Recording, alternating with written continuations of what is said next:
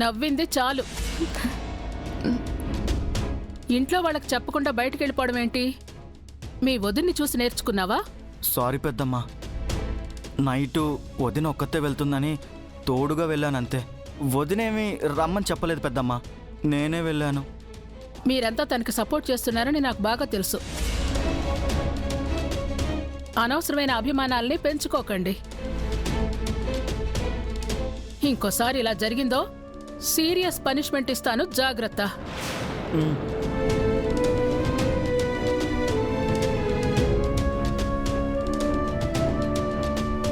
Hey, I also go. నా followers కి good morning message share చేయాలి. Okay, don't smile.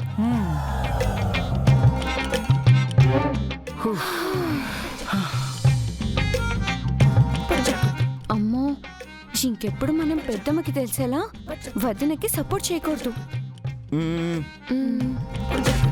సీక్రెట్ గా support చేయాలి.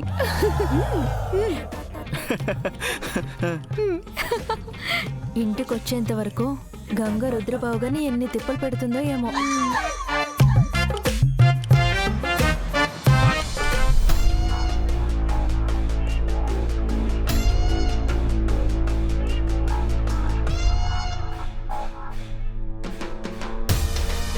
ఇదిగోండి. Thank you madam. Thank you.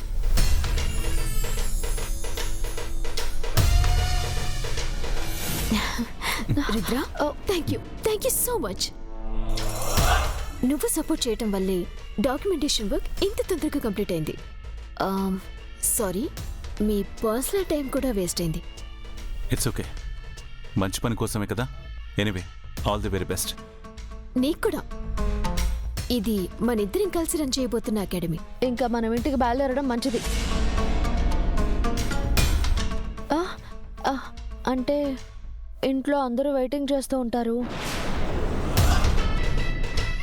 పైగా నేను చెప్పకుండా వచ్చాను కదా, పెద్దోరు చాలా కోపంగా ఉంటారు. పద. ఏమైంది? కళ్ళు తిరుగుతున్నాయి సార్. రాత్రి నిద్ర పట్టలేదు సార్. నన్ను కార్ దగ్గర వరకు తీసుకువెళ్ళరా?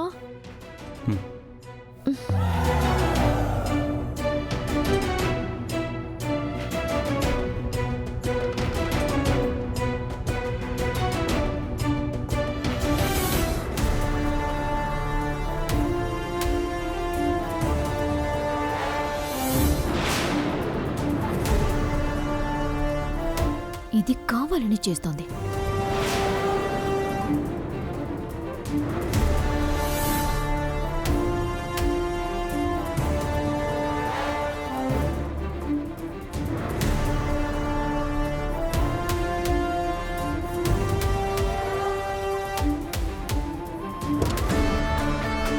సార్, గంగా, ఏమైంది?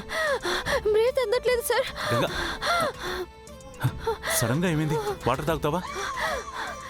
దొంగ మొహందానా, నిజంగా చెప్తానే.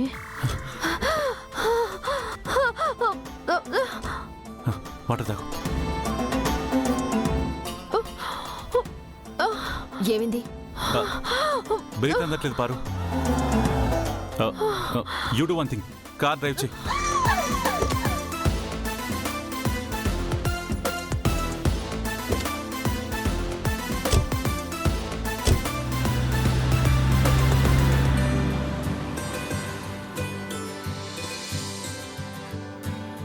గంగా, నేను ఫ్రెష్ అయ్యి సూపర్ మార్కెట్కి వెళ్తాను. బ్రేక్ఫాస్ట్ రెడీ చేయి. అలాగే సార్.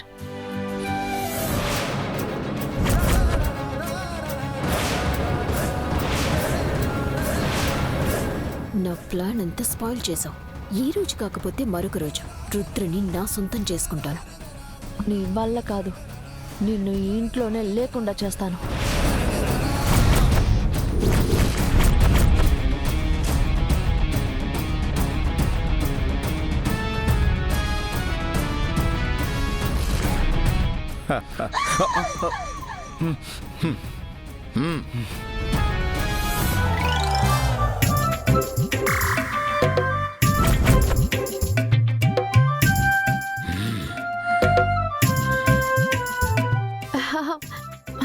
అయ్యో రామా,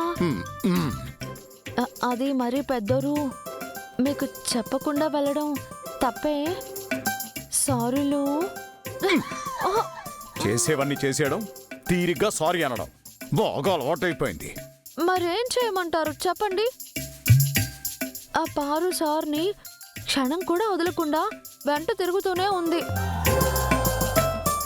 నేను జాగ్రత్తగా కాపలా కాసుకోకపోతే అది ఎగరేసుకుపోతుంది. మా అన్నయ్య అలాంటోడు కాదు. సార్ మంచోరే, కానీ ఆ పారు మాయలేడి కదా. ఇప్పుడు రోడ్డు మీద మనం మాత్రమే జాగ్రత్తగా డ్రైవ్ చేసుకుంటూ వెళ్తే సరిపోదు. ఎదుటి వాళ్ళకి కూడా జాగ్రత్తగా డ్రైవ్ చేయాలి, లేదంటే యాక్సిడెంట్లు అయిపోతాయి కదా పెద్దరు. నిజమే కదరా, నిజమే. జాగ్రత్త అవసరమే. అందుకని ఇలా ఫాలో అయ్యి వెళ్తే తనను అనుమానిస్తున్నావని రుద్ర ఫీల్ అవడా? నిజమే పెద్దరు. మ్మ్. ఇప్పుడు నన్ను ఏం చేయమంటారు పెద్దరు? హా, ఒక పని చేస్తాను. ఆ పారుని ఇంట్లో నుంచి వెళ్ళిపోమని చెప్తాను. ఆ, తనుంటే ఇలాగే ఏదో గొడవ వచ్చేలా చేస్తుంది. తొందరపడకు. నువ్వు వెళ్ళమన్నావంటే శకుంతల దృష్టిలో చెడ్డైపోతావు. హ, అదే నేను చెప్తే పెద్దరికంగా ఉంటుంది. ఆ. నిజంగానా? ఆ. అయితే ఇప్పుడే వెళ్ళి చెప్పండి, లేదంటే మళ్ళీ ఏదో ఒక ప్లాన్ చేసి మళ్ళీ ఎక్కడో చోటుకు తీసుకెళ్తుంది. ప్లీజ్ పెద్దరు, త్వరగా వెళ్ళండి, వెళ్ళండి, వెళ్ళండి. అమ్మా పార్వతి, ఎస్ అంకుల్. నువ్వు అనుకున్న పని అయినట్లేదు. అంకుల్, అదే ఏదో రుద్రకి ల్యాండ్ చూపిస్తానని వెళ్ళి అక్కడే రాత్రంతా ఉండిపోయారు కదా, పని అయినట్లేదు. అవును అంకుల్, అవ్వలేదు. మీ అన్నయ్య యూకే నుంచి ఎప్పుడు వస్తున్నారు? నెక్స్ట్ మంత్ వచ్చేస్తాడు. అబ్బో, చాలా రోజులు అయ్యేట్టుందిగా. ఏ అంకుల్ అలా అడిగారు? ఏం లేదమ్మా, మీ ఇంట్లో సర్వెంట్స్ కూడా ఉంటారు కదా. ఉన్నారు. నీకు ఫ్రెండ్స్ కూడా ఎక్కువే కదా. ఎక్కువనే. ఏ టైంలో పిలిచినా వచ్చేస్తారు, నీకు మంచి కంపెనీ ఇస్తారు కదా. ఇస్తారు అంకుల్.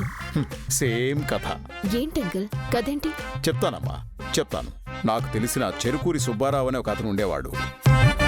వాడికి ఒక అమ్మాయి ఉండేది, బాగా గారాం చేశాడు.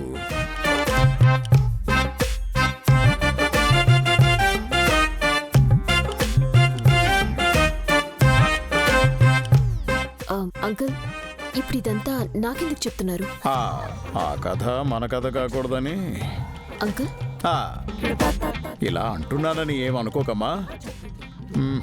నువ్వు ఇంకా మీ ఇంటికి తిరిగి వెళ్ళిపోవచ్చు.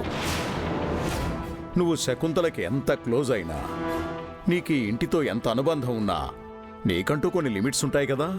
అంటే నేను లిమిట్స్ క్రాస్ చేశాను అనుకుంటున్నారు అంకుల్? అలాంటి పరిస్థితి రాకూడదు అని చెప్తున్నానమ్మా. నువ్విప్పుడు రుద్రని ఒక ఫ్రెండ్గా చూడొచ్చు, కానీ పబ్లిక్ కూడా అలా అనుకుంటారని లేదుగా.